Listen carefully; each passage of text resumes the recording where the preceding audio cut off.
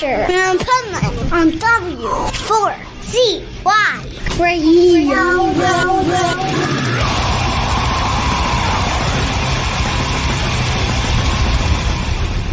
Wake up, America! It's time for the Adventures of Pipeman on W4CY.com, West Palm Beach's #1 internet radio station. Here's your host, the Pipeman. Somebody hold me back! I'll rise for retribution!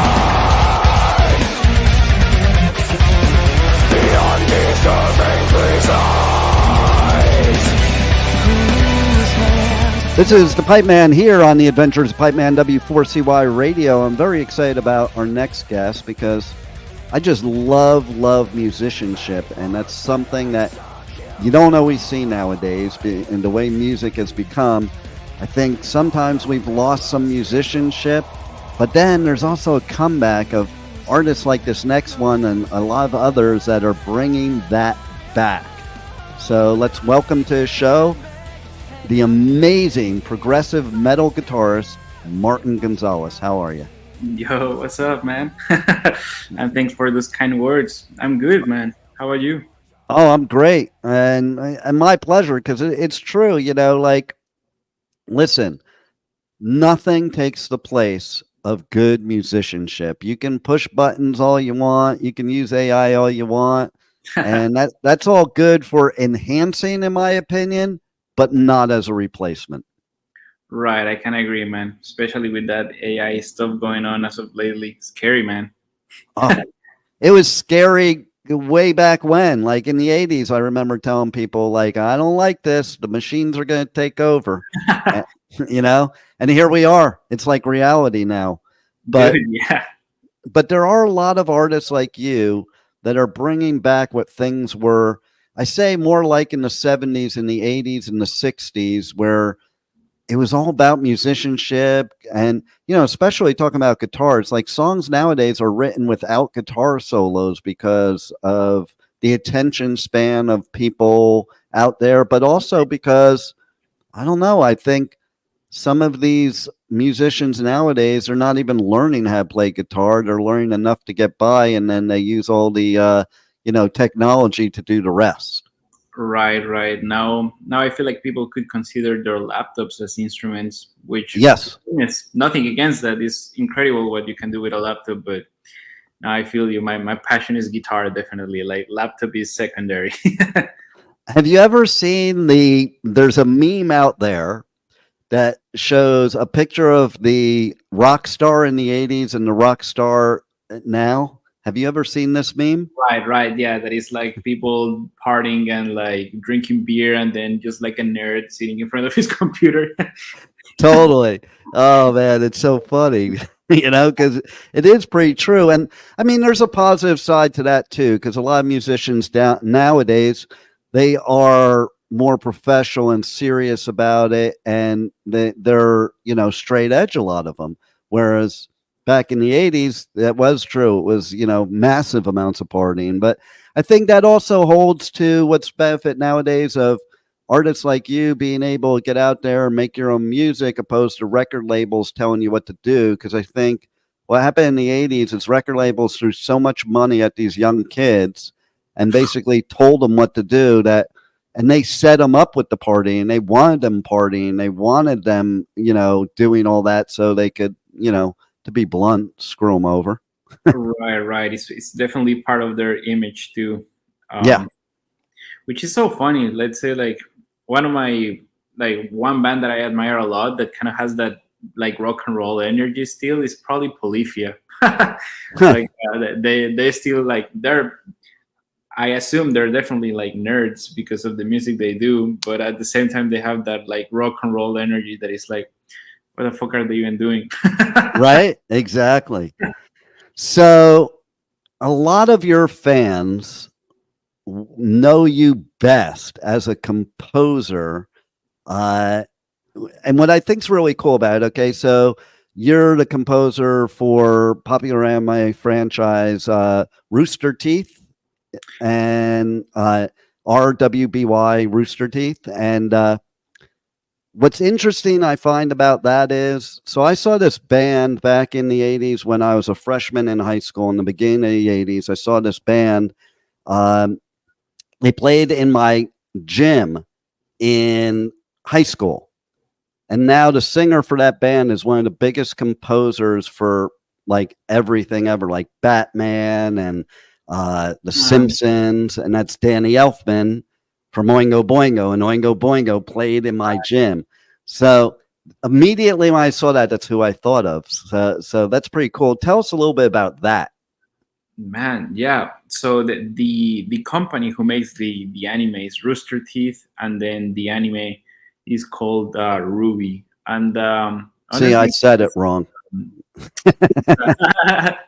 it's been a cool gig, man. It's like the first time I got to do something for like a TV show, and to be honest, the TV show is as good as it can get at the moment. It's been like a TV show that started kind of like as a YouTube thing from like kids that didn't know what they were doing, and now until there, where they have like a budget, where they have like real animators and real things, and it became so popular. I was surprised to how popular it became.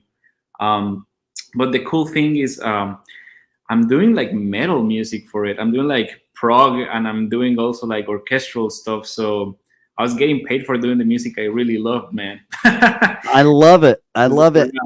I feel like sometimes for composers, it's like you take the gig that you have to take, right? Like sometimes you're like hired to do, I don't know, music for in the style of blah, blah, blah, blah, blah, blah. But in this case, I was literally hired to do music, the style of music that I really like to do. So I was like creatively very free. I like wrote that stuff, obviously with direction from like the directors and so on. But I was just happy playing guitar and being like paid for playing it. I love it. And it's so cool that it kind of blows my mind as somebody that's been a metalhead since like the late 70s, okay, that you can compose metal music for a TV show in 2024. It's like totally cool to me, you know, and it's funny when you said about it because, you know, The Simpsons, which is like the longest running TV show ever, started as like a little clip on this show called the Tracy Ullman Show. It wasn't its own show. It was like a little clip, and it's just become this phenomenon. Right. And I feel like Danny Elfman right now, he's even playing at like metal festivals. Yeah. So I go on tour and I do coverage of festivals throughout US, the UK, Europe, and he's on a couple festivals that I'm looking at that I might do press for. And it kind of blows my mind because he hasn't really done that I've seen in a long time. Like I'm sure he has, but not on like major festivals like that. So it's kind of wild going back to his roots, kind of. Right. I feel like especially now that particular world of like composers and like actual metal musicians, like they're starting to merge. I know of a couple other people that are like in bands and like doing metal music that are actually writing music for video games and TV shows and film and stuff like that. So somewhat like metalheads are taking over that stuff as well. It's pretty exciting, man. and look at what happened with Stranger Things too. Like that's even wild. Yeah, and what's interesting too, if you travel the world, you don't realize how metal has a place in places you wouldn't even think of. Like currently, right now, I'm in Costa Rica, and I had no clue, but there's like a huge underground metal thing going on here, and it's really cool. Blows my mind though, because I would have never thought of that, because there's like one major festival here and it's not metal. And I had been talking about like, yeah, I'd like to start my own festival in Costa Rica. And then I came down, and this year I came down, I come down every year, and I was talking to somebody that actually does different festivals and events, and he's like, oh no, we do a lot of metal stuff. It's all kind of underground type of thing. And that reminds me of the good old days too. Man, that's awesome. I honestly, if you have recommendations for like metal musicians or bands that I should listen to from Costa Rica, dude, I'll take them in. I'll have to find them. There is one that I'm forgetting the name of the band, but I was in Bali last year for 2 months, and there's this band there that they're kind of like maybe pop punk combined with metal and punk, and they have this song called Kuda Rock City. Kuda Check. Rock City. I'm trying to remember the name of the band right now. But like they're really popular there, and I listen to them. I'm like, man, they're really, really good. Again, never expected that in Bali for sure, you know, and it's just really cool. And then I was just in Mexico a couple months ago, and I saw metal stuff going on there, and I'm like, man, that's just. Speaking of which, have you ever seen that band that does the mariachi metal? Maybe. Do you know the name? Yeah, I'm like being senile today. I'm like, Right.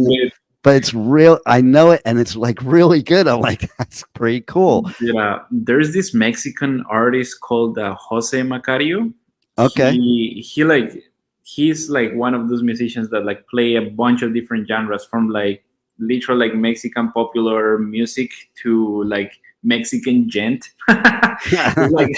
It's super weird, man. But he came up with this album that blew my mind as of recently. I think like a new album that released like a week ago or 2 weeks ago, and the band is called Ladrones. This like the thieves. And dude, is the weirdest fusion of music I've heard in a while. It's like, imagine like mariachi singers with like hip hop influence like stuff, but also with gent in the background, with like actual meshuga going by in the background. Nice. And like, what? I mean, I liked it though, but it's really weird music, the one that is coming up from Mexico, especially, I think. You know what would be kind of cool if you had like, and I'm saying this because it's funny. I just took a lesson, and I noticed, and it wasn't because him, but like because I'm in Costa Rica. But I noticed Jose from SiriusXM. He just took a lesson too. Like it was totally out of his comfort zone, totally out of mine, on like salsa and merengue. And I'm thinking, how cool would it be to have a mosh pit that was combined with salsa and merengue and bachata, you know, and you're doing that in the pit. That would be so funny and fun. Dude, I'd be in the pit right there dancing and hitting people. right? Yeah, That would be so cool. And then there's this other thing. I don't know if you know this or not, but there's a big thing going on with yoga to metal, which I love that because everybody associates yoga with mellow, and you have this mellow, like spiritual music in the background. And me, I sit there, even though I do it, I'm like getting bored after a while. If you were playing like Slayer while I'm doing my yoga, I would do yoga all day. Damn, dude. Honestly, I found it funny how some people really find like that type of stuff relaxing. Like I feel like I don't. Dude, with Slayer, I would like not be relaxing. Oh, Slayer, I would find relaxing. I don't find the mellow relaxing to me. It's weird. For me, it's like I get antsy, you know, but if you gave me Slayer, I'd be totally into it. And it's funny because I'm also a motivational speaker. And when I go and do seminars, I will crank up stuff like Slayer and Slipknot to get myself pumped up to do a seminar. Dude, that's so funny. That's awesome, though. Right. You know, and that's the power of music. And that's why I love musicianship, too, because it just takes you somewhere else and away from all the bull crap that's in the world. And I love that, you know, a couple of singles on your new record, they're both different. Okay. So. Oh, yeah. And what I like about that is, who does want to listen to the same song over and over again? Even if it's your favorite band, I like to hear variety. Like everybody throws shade at Bring Me the Horizon for doing different things. I'm like, more power to them, because I like hearing the different things, but also for the artist, I feel good for the artist, because it must be boring as could be if you're just doing the same songs over and over again with the same chords and the same riffs. And, you know, I'm Right. sure as a musician, you'd rather just experiment. Honestly, yeah, dude. I feel like, well, that's the cool thing about being independent too. Is just nobody tells you what you can do or what you should be doing, and it's just cool to like not depend on anyone else's opinions or like things that they think I should be doing for them. I just Yeah. do it for myself, to be honest. And every song has a different purpose or like background of where I'm coming from. Which this record is really personal to me. It's like every song has a meaning. It's just not. God damn it! I'm receiving like 1,000 texts, and I don't know how to put my computer in That silent. that might be the record company saying, "Don't Yeah, say stop, that." stop saying that. Just like, what are you saying? You're gonna get fired. But imagine just like um, Uh, I was saying. So yeah, every song has a particular meaning to me. For example, the first song is like a song about self-sabotage. It's like a mm, song about like really how I'm responsible for my own like type of outcome I have in life. And so I decided to do something very like heavy and aggressive, or as aggressive and heavy as I can get. I've never done a song like that before. And then I had my wife sing on it, and she's like, oh, that's cool. she's so freaking talented, man. Now music is subjective, but I think she's a really sick singer. And Nice. I hope so, because otherwise you're in big trouble if you say right, different. right. Not because she's my wife by any means, but because I just think she's a great, great singer. And yeah, dude, that song in particular was just like a song that I was like, has to be heavy. I've never done something like this, and it has to be really like what encompassed my guitar playing as a whole. Versus the second single, the one featuring Richard Henschel from Haken, is more of the positive side of my life. It's more like just looking forward to like waking up every day and having like some sort of purpose or some, well, the song is called Purpose, but some sort of meaning, something that excites you to live your life and just try to be happy. So two very different concepts, right? One is like, oh, I hate myself, and the other one is like, nah, dude, you're gonna be fine. See, I love that though. You know why? Most people don't admit it. We have all of us, even the most positive of us, have all those sides. You know, it's Right, like dude. you know that we're not so narrow. Like there's so many dimensions to our personality that I think we need those multiple things to kind of be balanced. You know, and you know, even somebody like me, I can relate to both of those songs 100%. You know, and that's the thing too. When you're a speaker, a motivational speaker, people are like, "Oh, nobody could be that positive all the time." I'm like, "No, nobody is that positive all the time. It's how much you let it affect your life and for how long." You know, we're humans. Shit happens to us. We're humans, and we have emotions, and we have things that affect us. But then we have tools that can help. And to me, music is one of the greatest tools and one of the greatest therapies. Man, it is, that is true. I'm glad like you can see it also that way. Lots of people think of like, well, they think of music as like they go listening to an artist and they expect something to sound the way they want it, and then when Hmm. they don't, they're like, oh, what is this artist doing? And it's like they're probably just being honest about how they feel or whatever they're doing, and that's why you don't like it. Right? But, And right, that's the only way to be a good artist too, is to just be yourself. If you're trying to do things for what other people want, you're not going to be as good. You know, forget the fact that somebody's being fake, just the fact of how can you be good at your craft when you are faking it? You know, exactly. if you're just being yourself, it's easy. It's just like I tell people with radio shows or like, you know, like we and doing this interview or stuff like that. I don't script it. I don't prepare. Like, you know, there's a little bit of preparing, obviously, but I don't sit there like, oh, I got to practice. But I just get on and be myself because that's what people can relate to. I'm glad, dude. Same. Came here absolutely unprepared. Good. I love it. Because the one thing, and I don't get it often, but when artists or PR people are like, can you send me the questions you're going to ask? I'm like, no. Because the interview takes a life of its own. And like, if you would have asked me before this interview, if we were talking about some of the things we've already talked about, I would have said no, because I didn't even think about it. Like, the key to anything in life is letting life happen and then taking those life events, and that makes the conversation. I agree, dude. Totally agreed. So how do people connect to you on socials, on the web? How can they get your new album, merch, anything? Right. So I always go like at Martin Gonzalez Music. And that's on, I think, Twitter, YouTube. No, that's on Instagram and YouTube. And then on Twitter, or now X for whatever reason, I go by Martin, Gonar. Then I'm like, it should be super easy to get to like how to buy the album or how to get to my Spotify or everything from there. Just look it up. It's Martin Gonzalez in Bandcamp, in Spotify, and basically every streaming service you can think of. And in Bandcamp, I'm currently running a pre-order.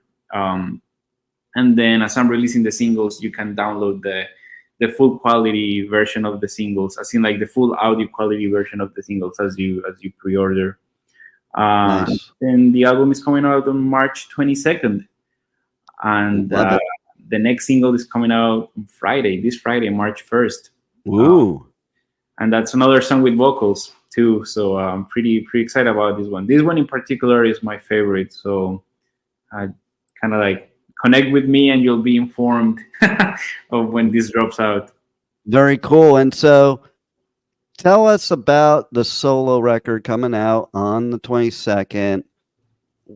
If you were to say what it really means to you and like what made you come up with the name for it, not because what does the name mean, but more of what it means to you. Right.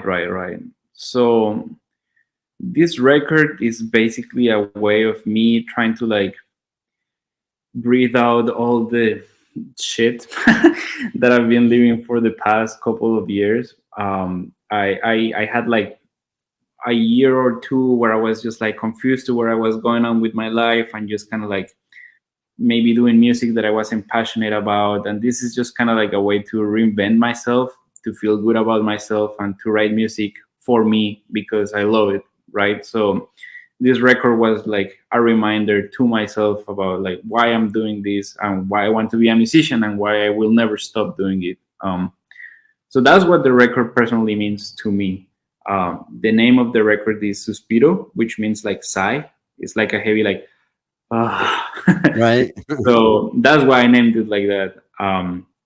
It's just a way of like expressing myself to my honest self right now. This is like as good as I am in right now. There's a lot of room to grow, and I hope that the next music I do is always gonna be better. But this is kind of like a testament of like, this is me right now. These are my abilities. This is what I love to do. This type of music is the one that resonates with me personally the most. And I decided to bring some friends along the way. Like, as I told you, my wife is on it, which means a lot. Then I have another friend of mine called Cenk, which is a friend I met at Berklee College of Music, and he's now living in England. So we're really far away, but he was always like an important dude to me. And then I also collaborated with Zach Singer, who is a super sick wind, like all types of wind instrument player. He's playing alto sax in one of my songs.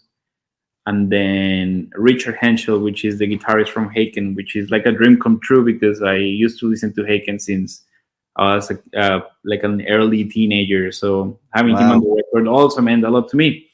And it's just a way of like bringing people that I think are both talented and that I care about into my own music. And it's just very fulfilling, man.